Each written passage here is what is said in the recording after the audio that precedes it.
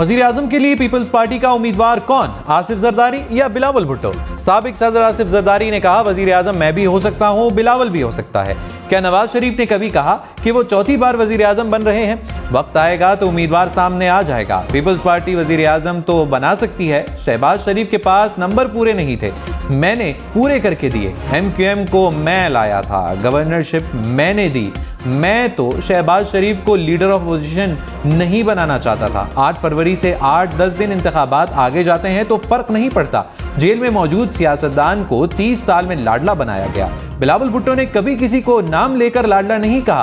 पहले ही सदारती निजाम के तमाम रास्ते बंद कर चुका हूं। सदारती निजाम अब कभी नहीं आ सकता।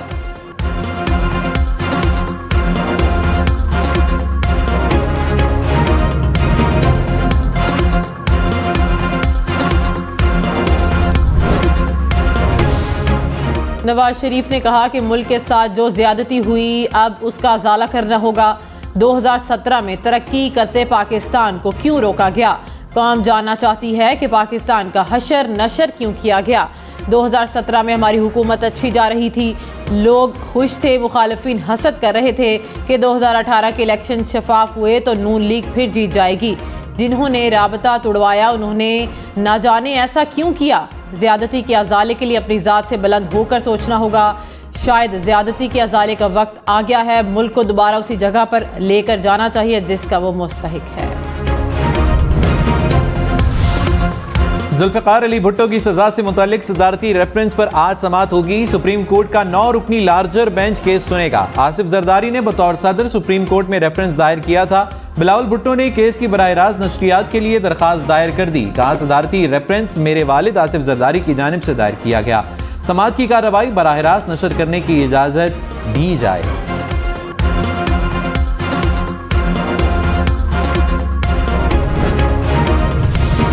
साबिक सदर आसिफ अली जरदारी ने कहा कि 40 साल पहले जुल्फ़िकार भुट्टो का जुडिशियल मर्डर हुआ।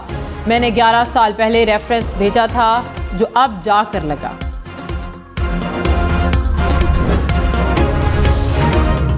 स्टेट बैंक आज नई मॉनेटरी पॉलिसी का ऐलान करेगा। मॉनेटरी पॉलिसी कमेटी के इजलास में मुआशी और माली सूरत हाल, मालियाती और दीगर शोबों की कारकर्दगी का जायजा लेने के बाद मॉनेटरी पॉलिसी का ऐलान किया जाएगा।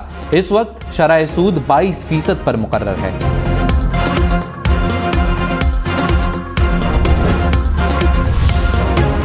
आम इंतखाबात की तैयारियां। इलेक्शन कमीशन ने डिस्ट्रिक्ट रिटर्निंग ऑफिसर्स की तैनाती कर दी। तर्जुमान इलेक्शन कमीशन के मुताबिक डिस्ट्रिक्ट रिटर्निंग ऑफिसर्स और असिस्टेंट रिटर्निंग ऑफिसर्स की तैनाती की गई है। नोटिफिकेशन जारी।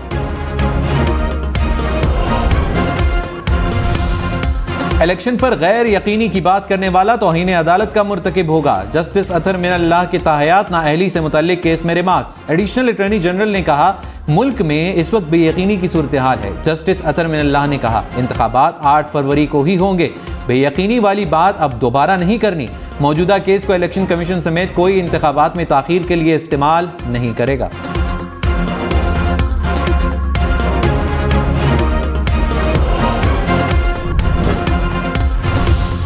इंतखाबात के बायस PSL का शेड्यूल तब्दील होने का इम्कान। निगरान वज़ीर आज़म अनवारुल्लाह काकर से chairman PCB management committee Zaka Ashraf की मुलाकात। PCB ने कहा कि निगरान वज़ीर आज़म चाहते हैं कि PSL के मैचेस और इंतखाबात के दिन का तसादुम न हो।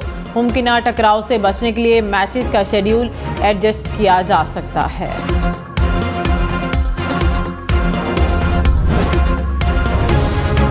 सिंध और बलूचिस्तान की सूबाई इलेक्शन कमिश्नर्स का तबादला। एजाज अनवर चौहान इलेक्शन कमिश्नर बलूचिस्तान तैनात। शरीफुल्लाह को इलेक्शन कमिश्नर सिंध लगा दिया गया। इलेक्शन कमीशन ने नोटिफिकेशन जारी कर दिया। MQM ने इलेक्शन कमिश्नर सिंध पर अदम एतमाद का इजहार किया था। आसिफ अली जरदारी ने साबिक चेयरमैन PTA को निशाने पर रख लिया। कहते हैं, PTA हुकूमत को नहीं हटाता तो उन्होंने पाकिस्तान को बेच दिया होता। हमने तो नहीं कहा था कि घेराव करें। साबिक चेयरमैन PTA ने अफगान शहरियों के शनाख्ती कार्ड बनवाए। खैबर पख्तूनख्वा में इनके वोट रजिस्टर कराए हुए हैं। PTA के चेयरमैन भी हमारी नर्सरी से निकला हुआ है। सियासत में जो भी आपको मिलेगा वो पीपल्स पार्टी की नर्सरी से निकला हुआ होगा। हमारी पार्टी से निकलकर लोगों ने अपनी अपनी पार्टियां बनाई हैं।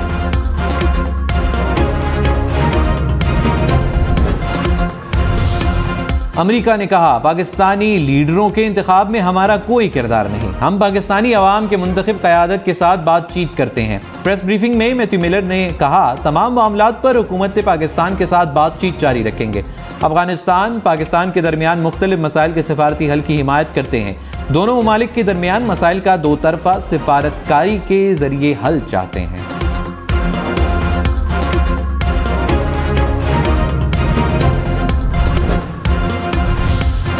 कराची के इलाके मच्छर कॉलोनी में फायरिंग, 3 अफराद जहाँ भाग। पुलिस के मुताबिक जमीन के तनाज़े पर वाक़या पेश आया। फायरिंग में मुलविस 2 भाइयों को गिरफ्तार कर लिया गया।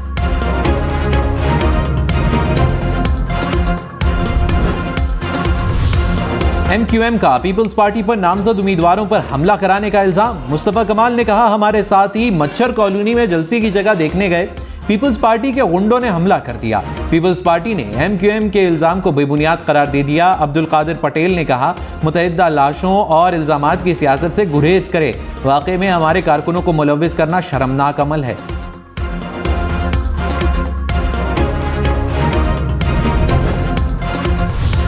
सुप्रीम कोर्ट ने ताहयात नहली से मुतालिक अदालती फैसले और इलेक्शन एक्ट में तरमीम पर नोटिस ले लिया।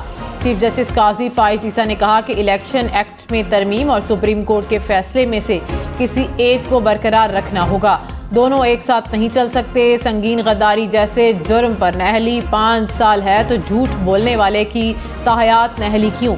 इलेक्शन एक्ट में आर्टिकल 232 शामिल करने से तो ताहयात नहली का तस्वुर खत्म हो गया। अदालत ने मामला लार्जर बेंच के सामने मुकर्रर करने के लिए जजिस कमेटी को भिजवा दिया। केस की समाअत जनवरी 2024 में होगी।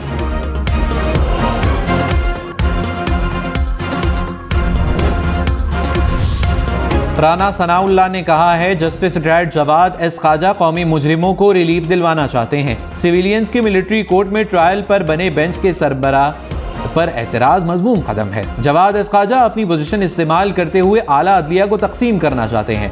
9 मई के मुजरिम मुल्क और कौम के मुजरिम हैं, किसी रियायत के मुस्तहिक नहीं। जजिस कमेटी के रुकन जस्टिस इजाजुल एहसन का सुप्रीम कोर्ट के 2 बेंचेस की तश्कील पर एतराज़। मिलिट्री कोर्ट्स और जस्टिस मुजाहिर नकवी केस से मुतल्लिक अपीलों के बेंचेस शामिल। रजिस्ट्रार सुप्रीम कोर्ट को खत लिख दिया, कहा कि कमेटी में इत्तफाक हुआ था कि मिलिट्री कोर्ट से मुतल्लिक अपील सीनियर जजिस पर मुश्तमिल 7 रुकनी बेंच सुनेगा। इत्तफाक के बरक्स 6 रुकनी बेंच तश्कील दिया गया। 3 रुकनी बेंच की तश्कील में भी सीनियरिटी को मद्देनजर नहीं रखा गया। मीटिंग मिनट्स मुझे दिखाए और मेरे दस्तखत के बगैर जारी किए गए। 2 खसूसी बेंच जजिस कमेटी की जानिब से तश्कील नहीं दिए गए। बिलावल भुट्टो ने कहा साबिक चेयरमैन PTI की पॉलिसियों से पाकिस्तान को दहशतगर्दी का सामना है। संगीन दहशतगर्दी में मुलव्विस अफराद को अफगानिस्तान से वापस लाया गया। साबिक चेयरमैन PTI ने दहशतगर्दों को कबायली इलाकों में रहने की इजाजत दी। पार्लियामेंट की मंजूरी के बगैर रातों रात यू टर्न लिया गया। इन पॉलिसियों की वजह से आवाम को एक बार फिर कुर्बानी देना पड़ रही है। उम्मीद है अफगानिस्तान से मामला तय करने के लिए बातचीत जारी रहेगी।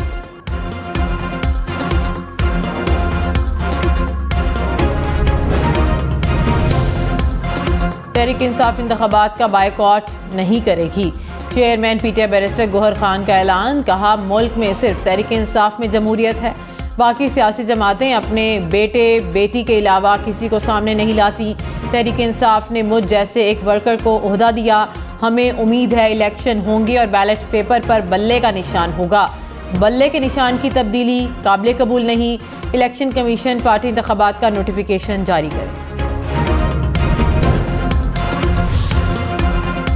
हम अवाम पाकिस्तान पार्टी ने इलेक्शन कमीशन से बल्ले का निशान मांग लिया। दरखास्त में कहा Tehreek Insaf intra party election का इनेकाद में नाकाम रही। तमाम रजिस्टर्ड जमातों को इंतखाबी निशान अलॉट हो चुके हैं। हमारी जमात को अभी तक कोई इंतखाबी निशान अलॉट नहीं हुआ। बल्ले का इंतखाबी निशान खाली है, किसी पार्टी को दिया गया, ना ही किसी पार्टी ने मांगा है। जमात इस्लामी का मुर्तज़ा वहाब के खिलाफ तहरीक अदम एतमाद लाने का ऐलान। हाफिज नेमिर रहमान ने कहा कि पीपल्स पार्टी कब्जा मेयर का रवैया कौम के सामने है। कराची के अवाम पर मुजालिम बर्दाश्त नहीं करेंगे। तहरीक अदम एतमाद के जरिए कब्जा मेयर को घर भेजेंगे। कराची का मेयर जमात इस्लामी से होगा।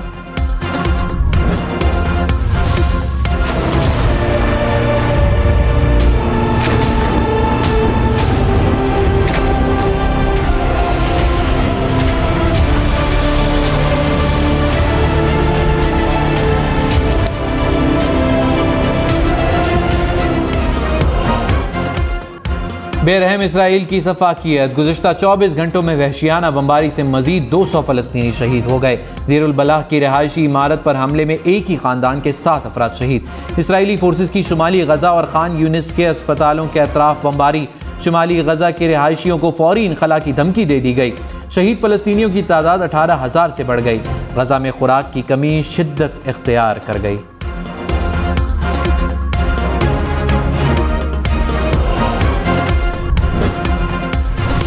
कराची के इलाके नाजिमाबाद में शहरी की फायरिंग से मुबैना डाकू हलाक। पुलिस के मुताबिक डाकू से असलहा छीनते हुए शहरी भी जख्मी हो गया।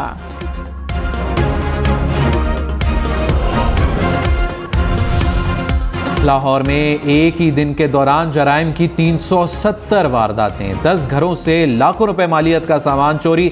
24 अफराद से असलहे के जोर पर लाखों रुपए और मोबाइल फोन छीन लिए गए।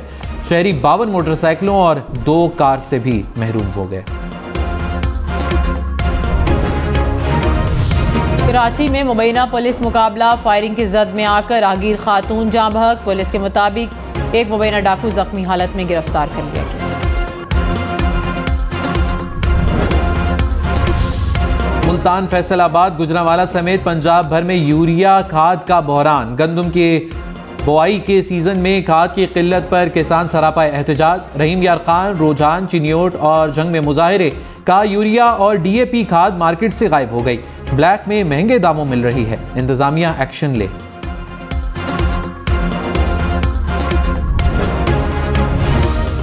यूरिया खाद की हुकूमती निर्खों पर फराहमी यकीनी बनाई जाए। निगरान वज़ीर आज़म की हिदायत। इजलास में खाद की तलबो रसद और कीमत का जायजा। अनवारुल हक काकड़ ने कहा कि खाद के ज़ख़ीरा अंदोज़ों को सज़ा यकीनी बनाई जाए। किसानों का इस्तेहसाल करने वालों को मुआफ़ नहीं किया जाएगा।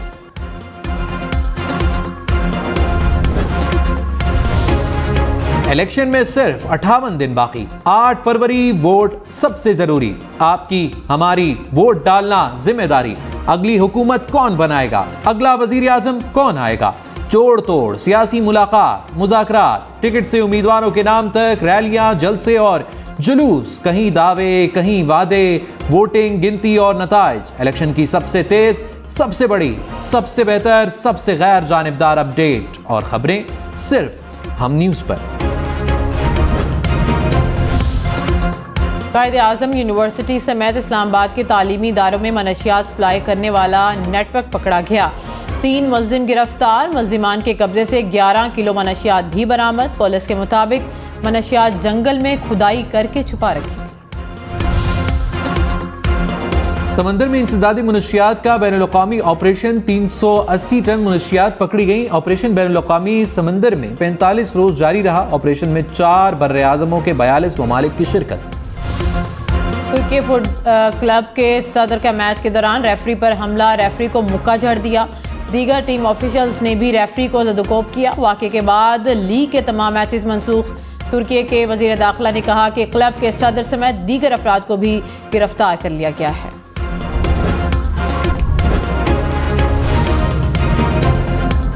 टोरेटा में सफ़ेद रंग के नायाब मगरमच्छ की पैदाइश। मगरमच्छ साइंसदानों की ज़ेरे निगरानी लेबॉर्ट्री में मसनूई तरीके से पैदा हुआ।